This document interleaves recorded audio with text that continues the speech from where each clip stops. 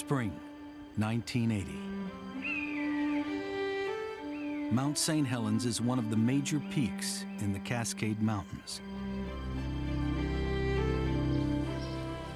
It's an area of outstanding beauty, rich in wildlife. For over 120 years, the volcano has been quiet. But in recent weeks, it's been rumbling. Nobody is sure what to expect. Then, on May 18th, 1980, a 5.1 magnitude earthquake rocks the mountain.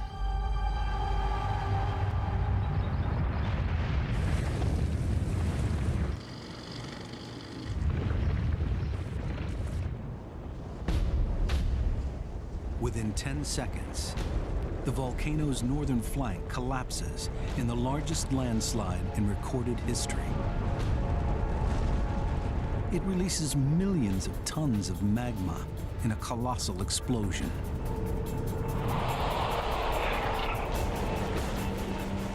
A cloud of searing gas and rock, known as a pyroclastic flow, races over the surrounding countryside.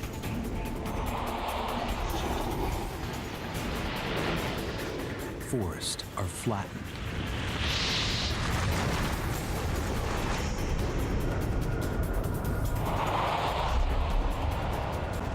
Four miles below the summit, an enormous lake is choked with debris.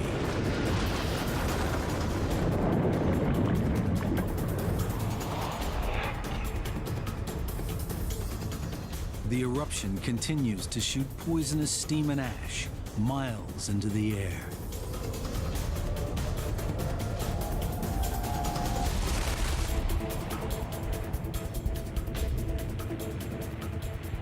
It was just, again, astounding is the best word to describe what happened in 1980 here at Mount St. Helens.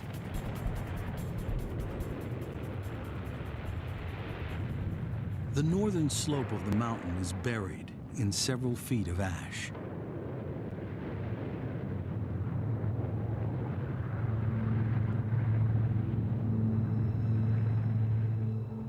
Virtually all life is extinguished.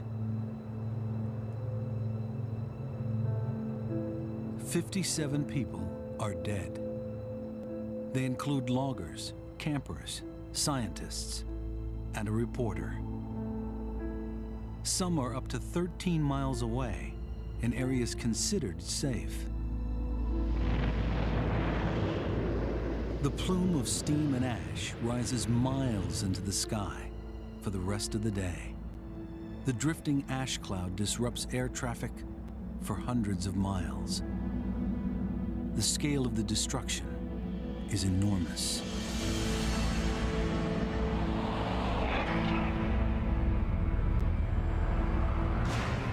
Across more than 200 square miles, the surge of ash and rock incinerates trees.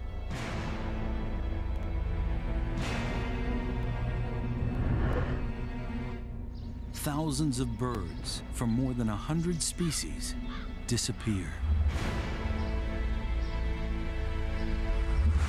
Billions of insects are gone. Deer and elk are wiped out.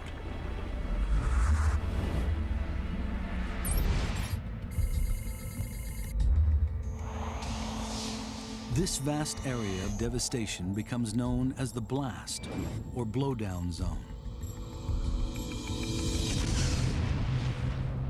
Nearer the crater, ash and rocks from the landslide litter the northern slope of the mountain.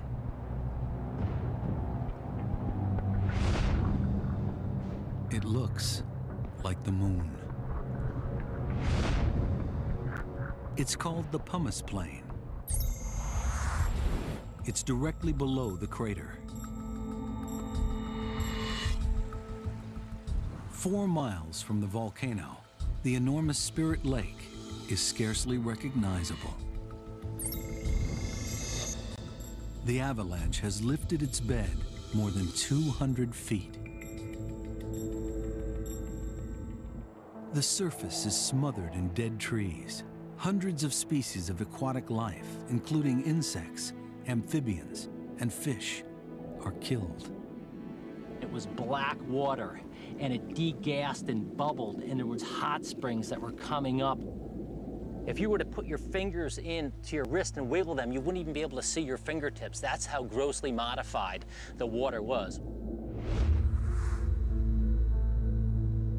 Mount St. Helens is now a lifeless jumble of shattered forest, rock, and ash. It's hard to imagine life will ever return.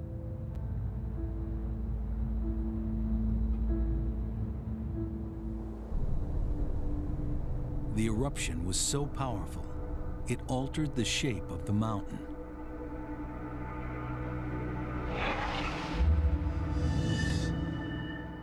Mount St. Helens was a typical cone-shaped volcano, known as a stratovolcano. But the landslide has torn 1,300 feet off the summit, leaving a gaping crater a mile wide and 2,000 feet deep. It's the largest volcanic eruption in North America in nearly a century.